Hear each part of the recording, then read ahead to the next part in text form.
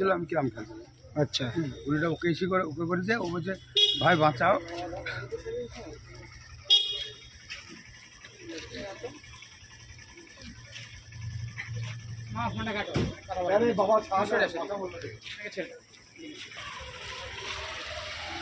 কি ঘটনাটা?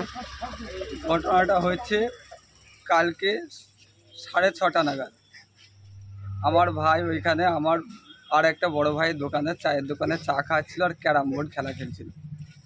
6:30 নাগাদ তৃণমূলের দুষ্কৃতী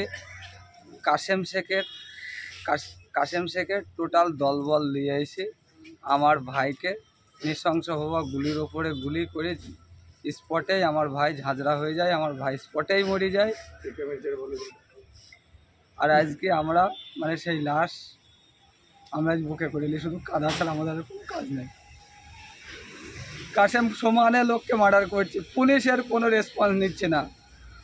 এর আগে নাগাদির একটা ছেলেকে তুলে নিয়ে আসলো, নিয়ে এসে মেরে লাশ গায়েব করে দিল। পুলিশ এই নাকাশি পাড়া ধরে নিয়ে গিয়ে 3 মাসের মধ্যে কাশেম বাড়ি।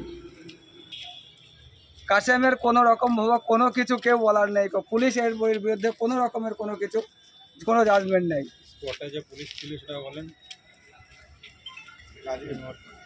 পুলিশ সব সময় কারের জন্য চাইছে যে কাশেম এলাকার আরও বড় বস্তান হোক, আরও বড় বস হোক।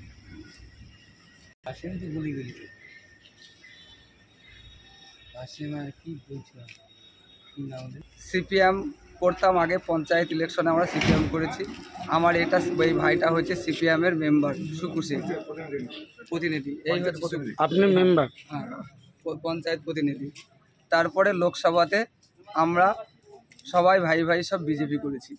এই বিজেপি করার জন্যে তৃণমূলের যে এক্স মেম্বারের বড় ভাই, তাকে আমরা হারিয়ে দিই। এবার সেই রাগ সহ্য করতে পারল না, আমার ভাইয়ের জীবন দিতে হলো। আজকে সে সহ্য করতে পারল না, আমার ভাইয়ের জীবনটা নষ্ট করে দিল। সে ওই টোটালটা তত্ত্বাবধানটা তার, টোটালটাই মানে এর টোটাল প্রি প্ল্যানিং সে টোটালটা করেছে, করে আমার ভাইটাকে আজকে মেরে দিল। আমার ভাই ছোট ছোট 3টি বাচ্চা, মা বাপ। নাসিম মণ্ডল এই মার্ডারটার মানে মূল কারিগর। নাসিম মণ্ডল এই মার্ডারটা করাইল আমার ভাইকে। নাসিম মণ্ডল হয়েছে এক্স মেম্বারের বড় ভাই। সে চাইছে যে মানে আমরা গ্রামে রাজনীতি না করলে পারে, তাহলে পরে ওর সুবিধা হয়, ও গ্রামের আপন রাজা চালাইতে পারবে।